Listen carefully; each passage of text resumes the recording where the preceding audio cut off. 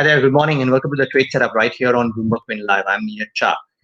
And the day seems to be one which will start off relatively flattish. So let's try and look at what's happening. Now, firstly, on Friday, while the big deal that is supposedly going to help the US economy uh, in terms of more uh, measures for the people at large didn't quite happen, but I think Donald Trump signed a measure to provide extra $400 million in liquidity, $400 per week in weekly unemployment benefits.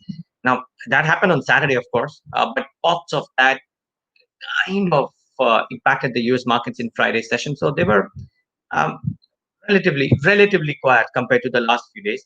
And I think if you look at what Asia is doing today, it is relatively quiet too. So I'll quickly give you that narrative and then move on to the stocks because there are a bunch of things that we have to take away from the stock specific moves. But if you look at the Asian screen, if you look at the SGX Nifty, you will see that it's very quiet. I mean, don't get fooled by the chart and the sharp uptick or otherwise. Look at the numbers: 0.12% for the KOSPI and the HSI. So hardly any move there for the Asian screen, and the SGX Nifty, the last time I checked, was down about 0.11%. So flattish essentially. No big moves out there for the SGX Nifty either. So you'll probably start off on a flattish note. Now up about 0.32%. So in or around those levels. So what's the trade setup looking like? I mean, to my mind, I think 11,300, 350. Based on last week's moves and how we kind of failed to eclipse those levels, seems to be a very strong hurdle. So I mean, from a Nifty perspective, it seems to be a pretty diff, pretty tough to break that. But I mean, I think Divi's, CIPLA might just keep the interest in the pharma stocks alive. So you have to bear in mind what sectors would do well, what are the sectors that are in an uptrend, and try to place your bets accordingly. I mean, the mid cap outperformance might continue, right? Because the last whole week, even though the Nifty came off and went up and came down again, the market breadth was positive on each of the 5 trading days, yes, last week, which is actually a very important sign. And I think today you would have to watch out for defense stocks. And of course, I'll tell you why. But do watch out for the defense stocks. They'll be important ones. So everybody who's on social media would know about this, but I think it's important to put some perspective.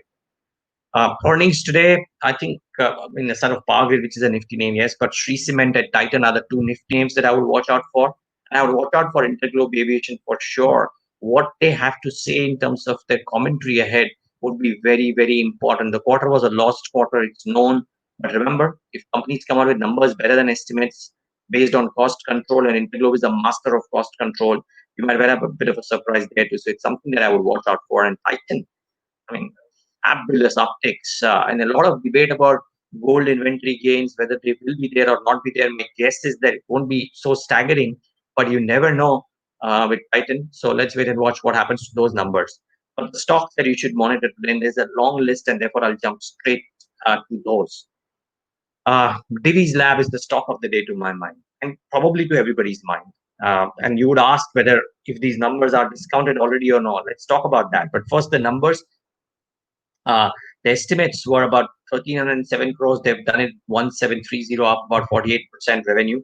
Margins at 40.4% versus 33.2%.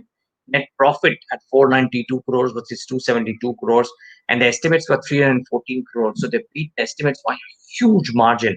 Remember, based on this performance, this has been the best ever quarter for Divi's Lab. I think that line is missing, but essentially that's the punchline for why Divi's Lab is the stock of the day, because it's posted the best ever quarter. It's a volume-led all-round growth for Divi's Lab, and which is what is really crucial for this stock. The capex of about $18 billion will be fully commissioned by the second half, and which will drive really strong earnings growth over the next 2 or 3 years. So, those are the key lines, that it's posted the best ever quarter. There'll be earnings growth for the next 2 or 3 years, and which is why Divi's is so important a stock. It's not just about what it did in the quarter. In my mind, that's why it remains the stock of the day. Let's wait and watch. With these numbers, I think the valuations are no longer at 30 times. FY21, the valuations are much cheaper. And therefore, can the valuations move higher and the earnings growth led uptick? Can it take the stock even higher from where it is right now? It's had a strong rally behind, but I reckon it's good for more. By the way, Just mind you, Shilpa Medicare came very close to being the stock of the day, but it's a small cap stock, and therefore I'm not quite comfortable doing that today. But watch out for that one too. That could do well. Aside of that, CIPLA is another important name. Revenues at 4,346 crores. The estimates were 4,057 crores. So the top line growth better, but it's the margins and the bottom line which really did well. Margins at 24%, estimated was 17.4. Net profit at 578 crores. Yes, the estimated was about 318 crores. So big beat. The growth was led by strong performance in India, emerging markets, and European businesses as well. Brokerages have a mixed view. Some have been very enthused by this. Some have said that the numbers are good, but nothing really exceptional. But I reckon that CIPLA could have a bit of an uptick today as well. It's likely to be an all-out pharma day today, so do watch out for that one.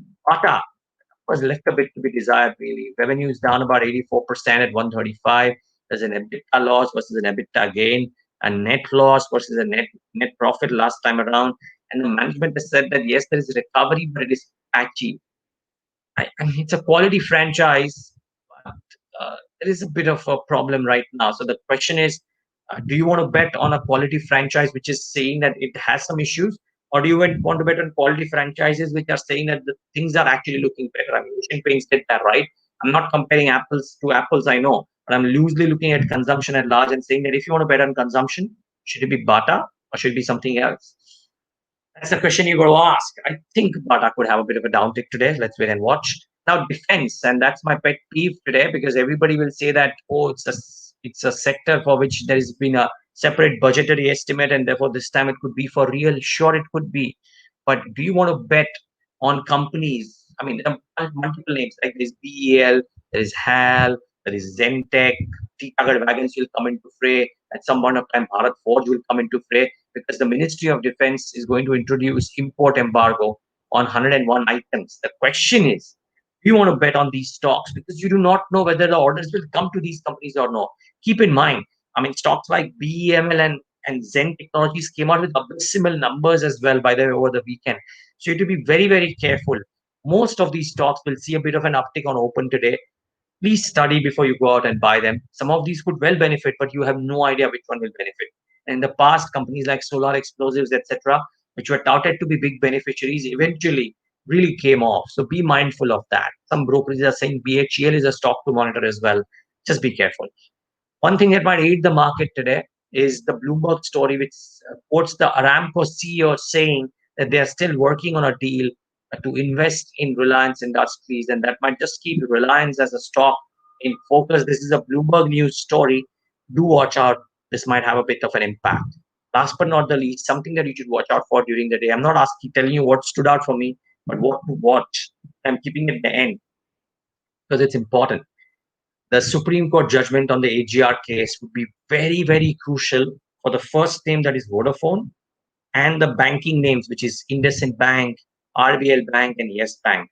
It may impact Bharti Airtel too in a big way, depending on which way you deem it's more beneficial for Bharti. But if indeed there is a reasonable time frame given to Vodafone Idea could spark and shoot. Some of the banking names could do well.